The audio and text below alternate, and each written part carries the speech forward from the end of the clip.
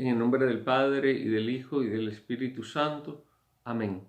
Vamos a compartir las lecturas del miércoles 29 de abril, memoria de Santa Catalina de Siena, virgen y doctora de la Iglesia. Fíjate que ella era semi-analfabeta y llegó a ser doctora de la Iglesia por la sapiencia, por la sabiduría que Dios le daba. Incluso ella llegó a ser mediadora en un problema grande de la Iglesia, en la que el Papa tuvo grandes problemas en Roma con la gente de Florencia, y el Papa, el rey de Francia, lo mandó a Aviñón, a una ciudad grande, una ciudad de Francia, y allí le puso su residencia. Luego ella, y vinieron varios papas, muchísimos años ahí en Aviñón, en Francia, hasta que Santa Catalina de Siena hace un puente de reconciliación, hace un puente para que el Papa pueda regresar entonces a Roma. Esto fue en el siglo XIV. Santa Catalina era laico, era terciaria de la orden dominica, de los dominicos. Bueno, vamos a ver las lecturas de hoy. Primera lectura, Hechos 8, del 1 al 8. El mismo día de la muerte de Esteban se desató una violenta persecución contra la iglesia de Jerusalén. Fíjense que la iglesia ha nacido en la persecución. Por eso es que nosotros podemos bandearnos también en un medio de una pandemia. Cierran las iglesias, pero nos reunimos en nuestras casas, porque es que la iglesia, los 3 primeros siglos del cristianismo, vivió en las casas, no teníamos los templos. Los templos vienen después, cuando Constantino, en el siglo IV, regala las basílicas, los edificios públicos para las reuniones, las eucaristías de los cristianos, por la conversión de todos, porque al emperador convertirse, la emperatriz, la madre de Constantino, Helena, convertirse, pues todo el imperio se convierte. Entonces ya eran multitudes, no podían quedarse solamente en las casas. Y entonces se pasó de una iglesia perseguida, una iglesia doméstica, a una iglesia de mayorías, a una iglesia de masas, hasta el día de hoy. Pero nosotros conocemos muy bien lo que es el estilo de las pequeñas comunidades eclesiales de base, que con el Vaticano II pues cogió fuerza, y luego en América Latina. Nosotros mantenemos eso en muchos lugares del mundo. Lo llevamos muy bien en las persecuciones, lo llevamos muy bien en las pandemias como ahora, y luego si la iglesia va a ser perseguida nuevamente, que Dios nos libre de eso, podremos sobrevivir a la persecución. Pues cuando persiguen a la iglesia, lo que hacen, cuando matan cristianos o persiguen a la iglesia se fortalece. Porque una semilla, decían los padres de la iglesia, una semilla, la sangre de un cristiano caída en tierra es una semilla, y salen muchos cristianos. Y cada vez que tú persigues, cuando una persona persigue, o un gobierno comunista persigue a la iglesia, los cristianos van diseminándose por el mundo y van sembrando la semilla. O sea, si fueran un poco inteligentes, ni los mataran a los cristianos ni los persiguieran. Que eso fue lo que les dijo Natanael: yo a ustedes no les persiguiera, yo dejaría libres a estos hombres, porque puede ser que estén luchando contra Dios, y entonces ahí sí hay problema. Pues se desató una violenta persecución contra la iglesia de Jerusalén, que es la primera comunidad cristiana, y todos menos los apóstoles se dispersaron por Judea y por Samaria. Los apóstoles se quedaron allí. Unos hombres piadosos sepultaron a Esteban e hicieron gran duelo por él. Fíjense qué importante, sepultar a los muertos. Entre tanto, Saulo hacía estragos en la iglesia. Se estaba anotando puntos, estaba coleccionando, parece que, estrellitas. Se estaba se estaba garantizando un futuro en la política, se estaba garantizando un futuro en el mundo fariseo, en el mundo religioso, pero ya Dios lo tenía destinado para otra misión. Mientras dice que Saulo hacía estragos en la iglesia, entraba en las casas para llevarse a los hombres y mujeres y meterlos en la cárcel. Los que se habían dispersado al pasar de un lugar al otro iban difundiendo el evangelio. Felipe bajó a la ciudad de Samaria, por donde estuvo Jesús, y predicaba allí a Cristo. Ya la samaritana ya había empezado un trabajo allí. La multitud escuchaba con atención lo que decía Felipe, porque habían oído hablar de los milagros que hacía y los estaban viendo. O sea, no solo que habían oído hablar de los milagros que hacía Felipe, más bien que hacía Jesucristo a través de Felipe, sino también que los estaban viendo. ¿Cuáles eran esos milagros? Milagros que se daban en aquel tiempo con el poder de Cristo, y como Jesucristo está vivo ayer, hoy y siempre, pues se siguen dando hoy.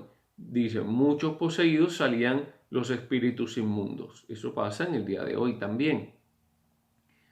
Salen lanzando gritos. Yo he visto liberaciones en que el espíritu inmundo, ¿verdad?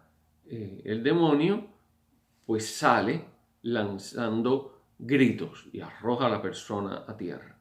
No solo pasaba en ese tiempo, sino que pasa hoy porque Jesucristo está vivo y sigue actuando. Y muchos paralíticos y lisiados quedaban curados. Eso lo he visto yo también. Y esto despertó gran alegría en aquella ciudad. Menos mal que despierta alegría. Si despierta alegría es porque Dios ha abierto el corazón de los hombres.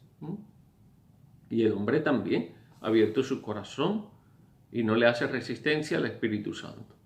Salmo 65, las obras del Señor son admirables, aleluya. Que aclame al Señor toda la tierra.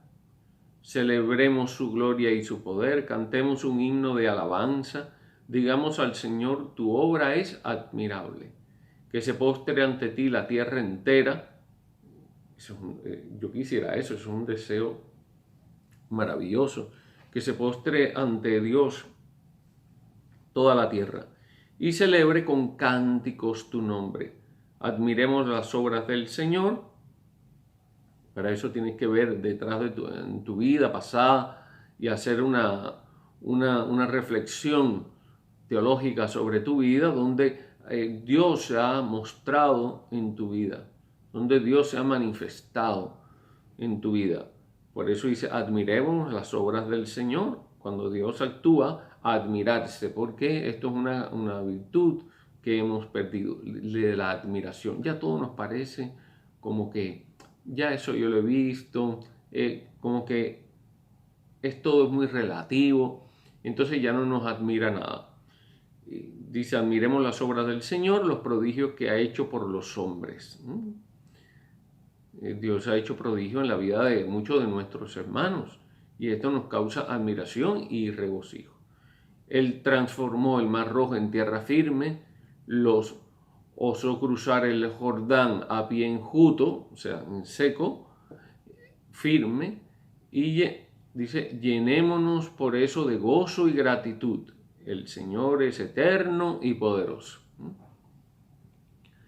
Juan 6 del 35 al 40, en aquel tiempo Jesús dijo a la multitud, o sea, a todos nosotros, yo soy el pan de la vida. Este es el discurso del pan.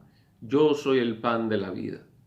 El que viene a mí no tendrá hambre y el que cree en mí nunca tendrá sed. Ya de esto hemos hablado, ¿verdad? Estamos insatisfechos porque tenemos un hueco así de grande en el corazón. Porque hemos abandonado a Dios en el Edén. Entonces tenemos un hueco así. Entonces queremos llenar ese hueco, queremos llenarlo con el afecto de los demás.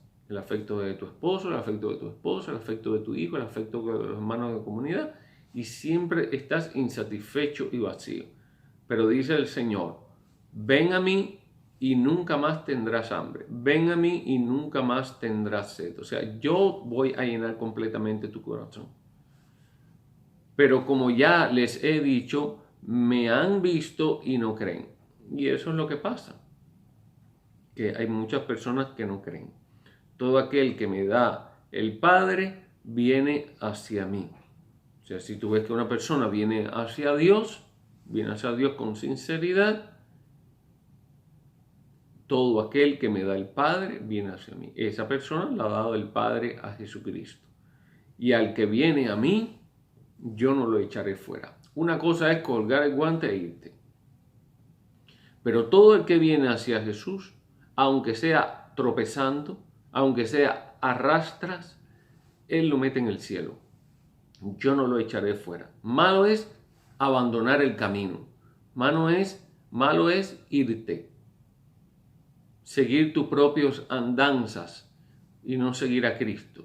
Pero si todavía te queda un sentimiento hacia Dios de buscarle, de querer hacer su voluntad, entonces Él te meterá. Porque he bajado del cielo, dice Jesús, no para hacer mi voluntad, sino la voluntad del que me envió. Esa es la voluntad del Padre. Que nosotros entremos en la presencia de Dios, porque para eso nacimos, para vivir eternamente con Dios. Y la voluntad del que me envió es que yo no pierda nada de lo que Él me ha dado. O sea, que no te pierdas tú, sino que lo resucite en el último día. Y así será. Dios nos resucitará.